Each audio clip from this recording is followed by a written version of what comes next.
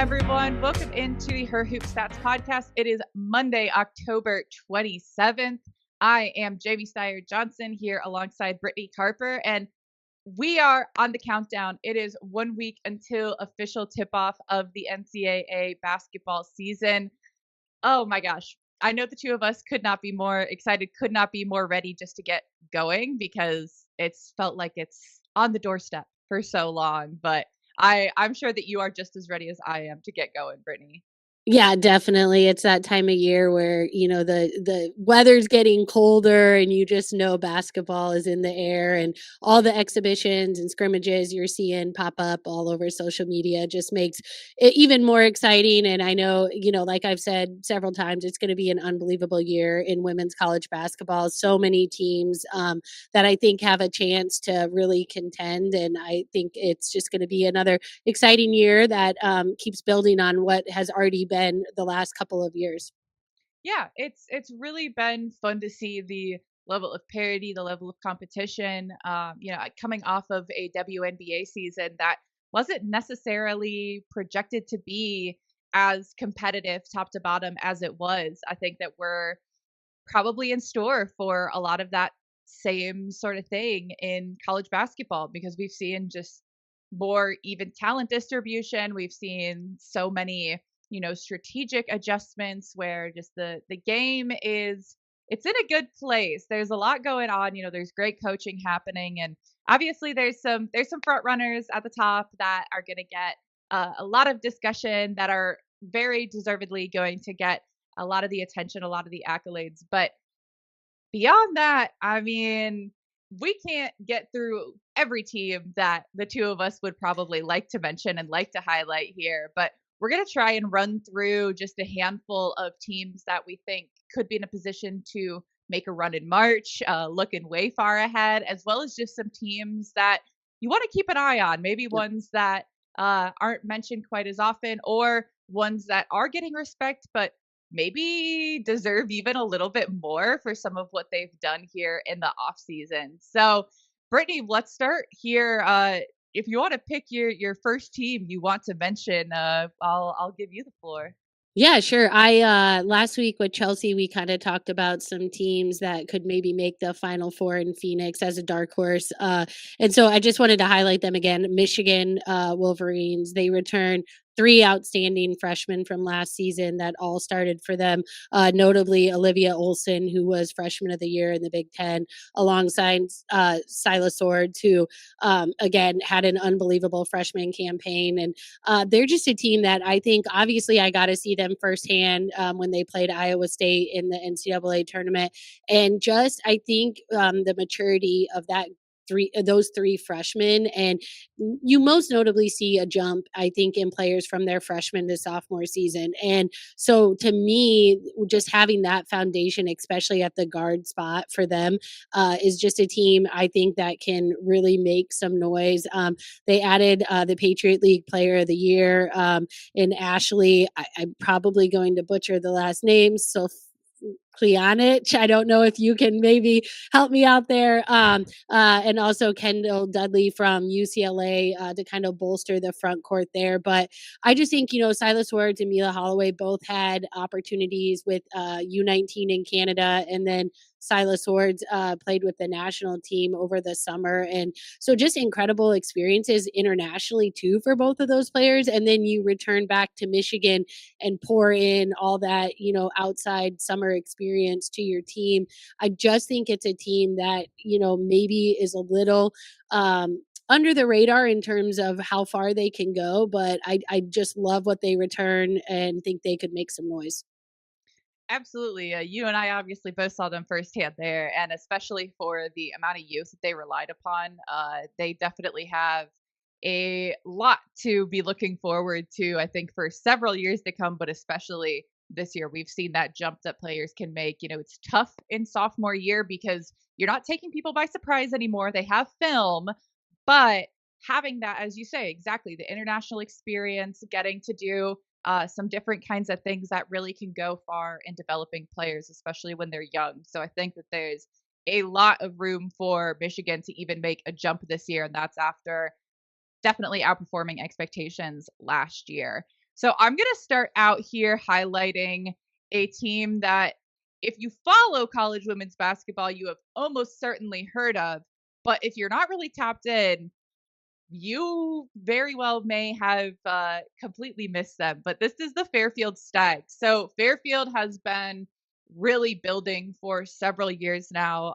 They have an unbelievable coaching staff, really bought in, just the kind of group where had plenty of opportunities to go elsewhere, to go to, a power conference team. But Carly Thibault-Dudonis ended up signing an extension, said she is super bought in, super locked in, and it shows with the development of their program. So they are a team that has really been, first of all, great at kind of advocating for like the mid major, the non-power conference teams. Blake Dudonis is someone who is very active on social media and gives, I think, a really great insight to the ins and outs, the behind the scenes kind of things of coaching and of running a program. He does a lot of their scheduling and he talks about it a lot, just how absurdly difficult it is, which obviously all about that from Illinois State, just that it's hard to put together a schedule that can challenge you and show exactly what your team is capable of, because of the fact that a lot of these teams are so looked down on, like they're not given the credit they deserve. So if a power team loses to one of these quote unquote mid majors, then it says more about the bigger team as Right. opposed to just saying, hey, these programs are really solid. But all that to say, they've got a couple of, I think, really, really great opportunities to prove exactly what they're capable of. Fairfield goes to Iowa on the 30th of November, which devastated that I will not be in the state. I will still be in Florida with Iowa State. Otherwise, I would 100% be there. That'll be such a fun matchup. Then they go to Richmond as well, which is another one of those kind of mid-major teams that has made a lot of noise. They are in the preseason AP poll, and so that's going to be an awesome opportunity for both of those teams to kind of measure where they're at nationally. And I mean, look, they have a wealth of talent there. Again, they have been able to return players that I'm sure were being courted by other schools. Well, I mean, of course, no one would recruit a player that is Right. currently on another No, roster, but I'm never. sure that fans and Yeah. and that we're putting the feelers out. But returning Katie Lamoureux and Megan Anderson, who are both on the preseason Becky Hammond Mid-Major Award watch list from her hoop stats, and then Janelle Brown, who got hurt last year and was the preseason conference player of the year prior to going down. So, I mean, just those three alone are a lot for a team like that. They really rely on those three, but then they rotate in so many different players. Their system is absurdly fun to watch. So I am really excited to see what they can do with a couple of solid non-conference matchups, and then seeing, okay, can they go in and absolutely dominate their conference season once again? Yeah, and I think that's been the key for them is they have been able to go out on the road in the non-conference, and I think the beauty of the mid-majors that are ready for those challenges is you sometimes can take the Power Fours by surprise, right? You Mhm. don't expect them. They're not maybe where they wanna be, and so, you're able to go in, compete, and hopefully sneak out some of those wins, and that's really what's put Fairfield on the map. And then I think I love the way they play. I think the challenge for them is always their conference isn't super strong. Mhm. So they are challenged early, and then you go into a conference slate where, like you said, you dominate it. And so they have been able to get to the tournament, but then it's like you have to flip that switch and hopefully be able to rely back on your experiences from November and December of playing those high level teams to get ready to compete. But I mean, what they've done there has been incredibly fun to watch. I know you mentioned Blake. He is a huge advocate for his road runners, I believe he calls them. Oh, yes. So just a super fun style of basketball that they play. They play incredibly hard. They can all shoot it. They, dish the ball. And so definitely a team that is going to stay on the radar because of what they built and the talent they've been able to attract. And I should also mention, we talked about international experience. Katie Lamoureux played with USA Basketball Right. for 3x3 over the summer as well. So that's going to be really big for her development and only bolsters what they've already built there. Yes, definitely. So I think they're going to be another, fun team to watch this year. All right, who have you got up next on your list? All right. I again kind of mentioned this with Chelsea, but I picked Ole Miss. I think they were picked 6 in the SEC this year, but I just feel like they're this team that has been knocking on the door the last several years. They bring in a ton of transfers every year. There's no secret to that. I think Coach O said maybe they're the number 2 portal class, but it has worked for them. And she Mhm. has been able to bring those transfers in, develop the chemistry. Most notably this year, Cody McMahon from Ohio State, which I think is a perfect match there, just in terms of the way Cody McMahon plays and fitting the system there. And then they also brought in Caitlin Peterson from Central Florida, who you're familiar with, is just Mhm. a scorer. And, obviously they have some returning players as well, but I just think they're a team that has been so close. They lost in the Sweet 16 to UCLA last year, I believe. And I think they're, when it's all said and done, come March, could be a team that's knocking on the door because they certainly have the talent within their walls to make a run. And I mean, they have one of my favorite transfers, I think, that was in the portal, as far as people that have gone very under the radar, and that's Latasha Lattimore. Yep, I I had talked her. about Yep, her constantly last year just because she would have these games where she would absolutely go off. She's someone that when she started her career at Texas, I saw her play and I was like, "Oh, she's it. Like she's going to be a star." And she's had, some ups and downs in her career, but the capability is so clear. And so to have that at Ole Miss, as you said, this is not anything new to them. It's not that, oh, we have to rebuild through the portal. No, that's what they do every year. So this is just they have a system in place for it. And then they did return, probably the key piece that they could return from last year in Sierra. So to yep. have her back, to have some more experience under her belt, and then just some more options around her, I definitely am very, very excited to see what Ole Miss is capable of doing in a stacked SEC conference. But they just have so much versatility to them. Yeah, definitely. And so I think this is the year that maybe they could put it all together and break through to maybe that Elite Eight or Final Four. Yeah, yeah, I could definitely see, especially being in the SEC, that is going to get you prepared for the Yeah. postseason. Yeah, you're so battle tested in the conference, and that's what's crazy is, like, you look at the roster and the talent on there, and then to see their pick to finish 6th, but then you look at who's above them, and you're like, "Well, yeah, that makes sense," and so I know you went in depth on the SEC last week, and it's just from, there's just so many heavy hitters on, in that conference that I think will be battle tested, and when it comes March, you're really gonna see that shine through.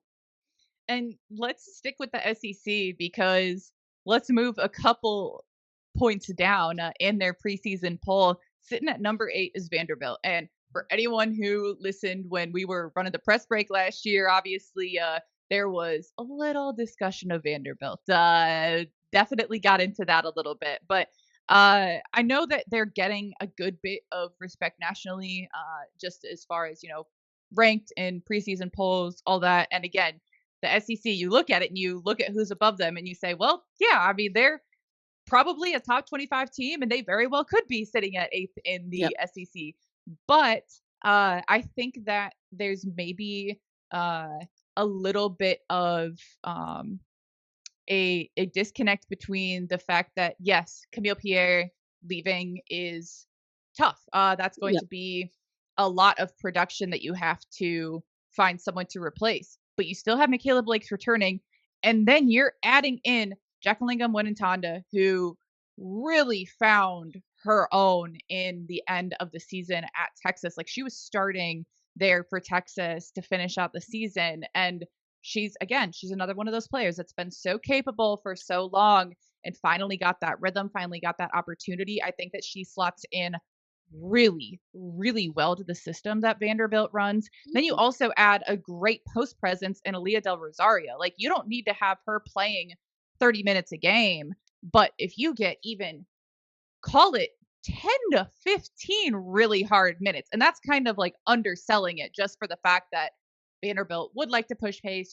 This is someone who played fairly limited minutes at times, like again, up and down at Yep. LSU. But that's a great post presence. And then, I mean, you just Michaela Blake's like that was as a freshman. So I think that they are one of those teams that is getting warranted attention and respect, but is very capable of swinging high above where people are projecting them, especially in conference play. Yeah, I think so. Like you said, when you have a player like Michaela Blake's, and I think you've seen really the involvement of Shea Ralph as their coach too, right? Mhm. I mean, she's just been building something. I think she believes in what they have. They did add, which I know just because she's from Illinois, Aubrey Galvin, a point guard Yes. for them, and I think she will be a big addition for them. She's a tough nosed player that I could see stepping in and getting significant minutes right away for them. But like you said, I mean, they are getting the attention, but when you look at the rest of the SEC, it's like, yeah, that's kind of where they fall. But I think a team that will probably get better and better, find their identity as the season goes on. And then when you're ready in February and March, you're going to see that shine through. Yeah, and I mean, especially like also just to throw out that Sasha Washington's also returning, and she's someone who really took a step forward last year. So I think that they have the again, I talked so much about depth and versatility. Those are the things that when I'm looking at a team, that's what jumps out. They have height, they have athleticism, they have, kind of all those positions covered. And as exactly as you mentioned, to add someone like Aubrey Galvin, who as a young player can step in, can handle the ball, can take maybe a little bit of that pressure off of Michaela Blake's, say, okay, we can distribute to you as well. You don't have to Yep. create everything for yourself. That's absolutely crucial. So I think that'll be really fun. As we were discussing before we started recording, BMAC was saying that we get to see some Vandy here. So I'm very much excited to kind of get a little bit of a preview of them. But I'm going to be following them very closely in non-conference.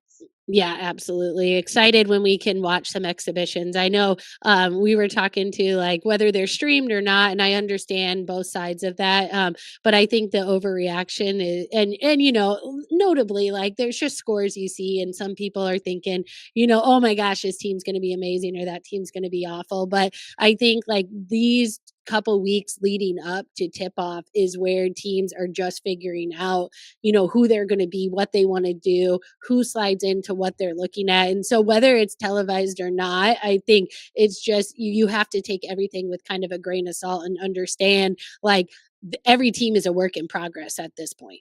Oh, 100%. And it's very much like a philosophical thing with the coaches as well. Like I think on the men's side, it was Matt Painter that said when they about their preseason matchup, like, I hope we go get our butts whooped. Like Hmm. Yeah. I hope it's a wake up call. I think that'd be great. And so it's just like, yeah, there's something to be said for the fact that this does not affect your record. Yep. You're having to flesh this stuff out in real time. Exactly. Yep. All right, who you got next? All right. Well, I had to do it just because I think it's warranted, and I don't want this show to go without discussion of one of our favorite teams is the Iowa State Cyclones. So, I just they lost to Michigan in well, technically the second round last year after they won the play-in game against Princeton. But I just love what they returned. The addition of Jada Williams at the point guard spot, she's so dynamic. And I think the thing is, if she can become a more consistent 3-point shooter, which, I got eyes on her, obviously, because Illinois State scrimmaged them just this past week. But if she's able to become that consistent 3-point shooter for this team, like you just have to watch out. When you return Audie Crooks and Addie Brown in the front court, which is the two leading scorers combined in the front court in the country, and then you're surrounding them with shooters and a dynamic playmaker like Jada Williams. I just think that this team has the pieces to do something that they haven't done in several years, and that's make a run in March. And I'm not saying this because of a Cyclone bias. This is strictly a basketball lens. But I also don't feel like I shouldn't be able to talk about them because, we both like them. But I just think this team looks a little different than they have in the past. And they just have a little bit more capability, especially with the addition of Williams at the point guard spot. Yeah, I mean, we definitely are ones that we will, say, "Hey, we have these connections," but also, like, you don't just talk to talk, Right. It's and I definitely am very excited to see actual gameplay, from this team. It's been really fun just to see them continue to gel. Like you said, Jade has been a major, major addition. She works absurdly hard. I think there's this kind of perception for a lot of players that maybe have some kind of like notoriety, especially from social media. And I have been guilty of this as well. That's like, well, they must be more focused on that than anything Mhm. else. And like that literally could not be further from the truth for Jada. Like I was so blown away just when I first was able to kind of get to know her a little bit and saw her play and hearing my mom talk about like, oh yeah, like she's one of the hardest workers I've ever coached, which is a crazy high bar. Mhm. So definitely someone who is just wanting to elevate her game, wanting to elevate everyone around her. You've got a little bit of improved health, hopefully, fingers crossed. Like you get Kenzie Hare back Yep. this year, who started the season so well, and just really glad, if nothing else, that like she's feeling better and able to play again, Yep. because I know it was a tough decision to take the red shirt, but that'll be such a huge boost. And then, yeah, as you say, like Audie and Addie, the only teammates in the country that have had 40-point games alongside each other. So definitely, if you can put like the right pieces around them, if you can get them into the right positions, and keep Addie being aggressive, keep Yep. Audie just doing what Audie does. Like I'm excited. That'll be a there'll be a exhibition tomorrow, which is not streamed anywhere. Sorry, folks. But I'm excited just to see them in person, and have them get going, because they're a fun group to watch. Like whether Yep. you know them personally, like we do, or just as a fan, it's definitely been fun to see the development there. All right. Let's move here to the last couple. So I'm gonna stick with the Big 12 conference here and shout out West Virginia. This is a team that last year I was a little surprised was maybe flying somewhat under the radar. And then again this year, I'm just like, I think that obviously they lost really important pieces. But what they added in the portal, I'm like, okay, have we all forgotten that they got Carter McRae and Kira Wheeler? And I mean, I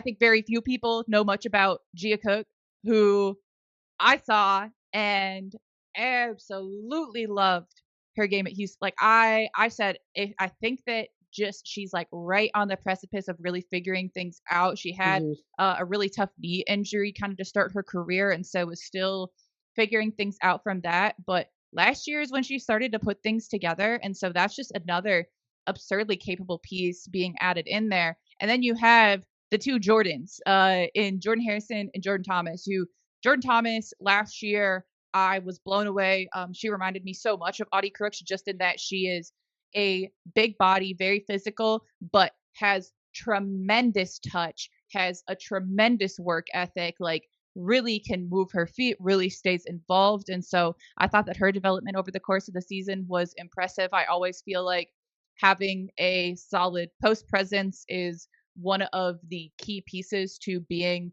a team that can be in the conversation as like a real, you know, top of the pack, at Yep. whatever level you're at. And so that is a huge boost. And then just to add, like I said, Carter McRae, Kira Wheeler, players who can do, they can be an undersized five, they can play the four, they can, play out on the perimeter to some extent. Like I just feel like they're getting some votes. They're in some of the polls depending on which one you're looking at. But I think that especially the job that Mark Kellogg has done as the coach out there, like you have to anticipate that they're going to be in some really competitive games. Yeah, and you just said it. I mean, Mark Kellogg's a winner, right? He's won. I mean, there's not. a recipe for, I mean, what he's done at SFA and West Virginia, I mean, he's just won games. And so I think when you plug in, like you said, those pieces, especially like a Carter McCray, like I think the way West Virginia plays suits her so well that I think that's a seamless transition for her game. But like you said, just so many different pieces that like maybe did fly under the radar for some people, but when you plug them in to the style of basketball that they play at West Virginia, I think that's going to be a lot of success there on the basketball court for them. And last year, I was honestly pretty disappointed. They had a pretty poor non-conference schedule, and so I think that they weren't maybe as prepared for Big 12 play as they could have been. They didn't get quite as much respect as they should have. This year, definitely very different. They are playing Duke. They have a tournament in the Bahamas where they'll be playing either Ohio State or Belmont. So personally, I hope that it ends up being Ohio State, but Belmont certainly has had some great seasons, so that wouldn't be terrible either way. But I'm really excited just to see a little bit better competition. They've got Villanova as well on their schedule, so we should get a little bit more of an idea of where they're at, and they should be a little bit more tested coming into Big 12 play, which, as I've discussed extensively here and elsewhere, that's what the Big 12 as a conference really needs, is teams to challenge themselves in the non-con, because people will take any opportunity to kind of dismiss them, slight them, and so you have to be able to prove it against those other power conference teams, fair or not. And so at least there's going to be some opportunities for West Virginia to do that this year. Yeah, and I think when you do challenge yourself in the non-con, it sets you up for maybe if you do slip up a couple times in Mhm. conference, right? You have that little bit of a cushion that now you can go back of your non-conference where you do have the net and you do have those things that stack in your favor for your resume because there is a fine balance and it's delicate, right? Of you want the confidence being built in the non-conference, but you also need the challenge of preparing your team. And so that is a tricky thing with scheduling. It's where is that perfect match of we have enough, and then if we do slip up, especially for the power fours, like is it going to be enough when at-large resumes are stacked in front of you? And so that is the tricky part about all that. And so hopefully with those on the schedule this year, they're a little bit more prepared and do understand that if there are some slip ups in conference, you can look back and thank what you did in the non-conference scheduling for an NCAA possibility. You said it. All right, Brittany, did you have one more team left? Yeah, I'm gonna go. I actually had two, but I'll pick one. I'm gonna go. Let's see. I'll pick Duke. I think they're a team. They lost in the Elite Eight last year to South Carolina in a close game. They obviously returned Toby Fournier and Ashlyn Jackson. I think they have the number 4 recruit in the country in Emily Skinner. Of course, they will be battle tested in the non-conference. I think Kara Lawson does an incredible job there. But they're just a team that I think was known for, especially in the first part of her tenure there, for their defense. And I think they've slowly been building on the offensive side of the ball, but still being able to guard. And so to me, I think they're kind of finding that perfect blend where if you can get the consistency on the offensive end, you're obviously going to see some growth from Toby Fournier this year from, like I said, that freshman to sophomore jump. I just think that's when you see so many players just really significantly improve. They've adjusted to the physicality of the college game. They understand the speed and everything kind of slows down. And so we already know we saw a glimpse of her talent level last year. And I think that's just going to be unlocked even more this season. And so they're just a team that I think can really put it all together this year. And and not to say they're flying under the radar because they're not really, but like they haven't also made the Final Four. So I think that's just a team that I think in March, definitely one to look out for. And part of, again, I'll keep going back to my same sort of sticking points, which is post play, and that's something that Duke really struggled to replace the height that they had lost the year prior last year, and so really relied on at times Toby Fournier at the 5, which is not ideal for Hmm. her, for the way they want to play, for the teams that they were going up against, and so certainly a lot more height available to them this year with having some minutes last year from some of the taller players that they have on their roster, but then getting Ariana Roberson back, Yep. who was hurt last year. So that is someone who was, a top 20 recruit coming out of coming out of high school, and was anticipated to be a pretty key part of their lineup. And so you have her, as well as, you can get probably some more minutes from Jordan Wood. She came along as the season went on. You've got Delaney Thomas, who stands at 6'3". So I think that there will be a lot less pressure on Toby Fournier as far as like taking care of the paint, Yep.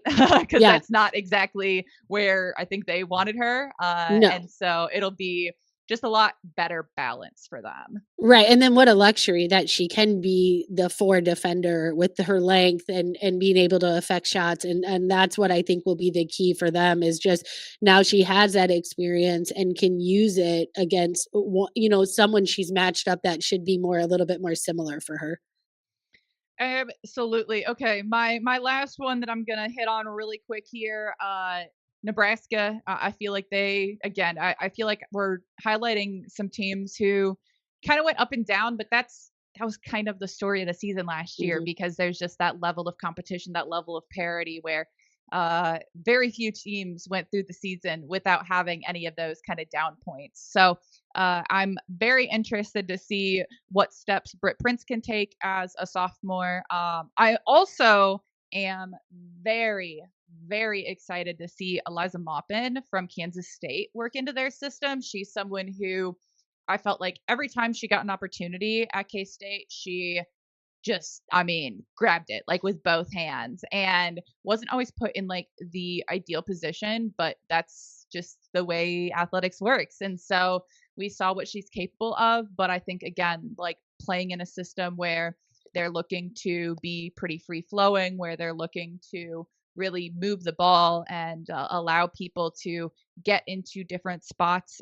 She has such absurd athleticism. She really can finish around the rim. And I think that especially she's shown the capability as a passer. There's times where she would get a little bit wild, but I think that that's something that would be a pretty big point of emphasis when she came into Nebraska, just because of the way that they run their offense. And so I'm super excited just to see the kind of steps that they can take, because obviously they return quite a bit from last year. You've got Logan Isley, you've got Callan Hake, you've got, I mean, down the list, you've got a whole bunch of returners. So I am intrigued by them for sure. And I mean, plus Emily Fisher coming in from Maryland. Like I'm not ready to say that they're going to be like challenging at the top of the Big Ten, but they're one of those teams that I've seen maybe like getting a couple votes at the end of Yep. polls. And I'm like, yeah, they very well could be moving into that top 25. Yeah, and I think a key piece for them will be the return of Natalie Potts. She Hmm. went down with an ACL injury last year, and as a freshman, she had a really great season. And I think she's just that player that is a glue, right? She plays so hard. She rebounds the basketball. She can really stretch the floor. And then I also like the addition of Claire Johnson from Sanford. She's a really efficient 3-point shooter, so it'll be really interesting to kind of see again that adjustment up into the P4 ranks. But I think, like you said, just they have the roster talent, and it'll be interesting to kind of see how that all fits together. But I really think the piece for them will be Natalie Potts alongside a player of Britt Prince's caliber, because she really made them go. I think she does a lot of the little things that, as we both know, make a big difference in the game. Yes, for sure. All right. Well, we hit on quite a few teams here, went through about 8 of them. We could keep going for a couple hours, but in the interest of time, we've got the whole season ahead of us to do that. So, folks, you can follow Brittany Carper on social media at Brittany Carper. Simple as that. You can find me at JSteyz, JSTEYZ. Make sure that you're following the Her Hoop Stats podcast wherever you're listening right now. Make sure you're subscribed to our newsletter. We've got all sorts of great stuff. We've got a terrific team of writers that are dedicated to covering really top to bottom the sport, NCAA women's basketball. I know there's a lot of teams out there. It's a lot more to take in than we're used to in the WNBA season. So you'll need someone to kind of hold your hand through it, and we are here to do that. So Make sure you subscribe on Her Hoop Stats. Follow us on whatever social media platform you're frequenting at Her Hoop Stats. We'll be back here daily throughout the course of the week. And that's going to be continuing throughout college basketball season. All right, folks, thanks so much. Talk to you next time.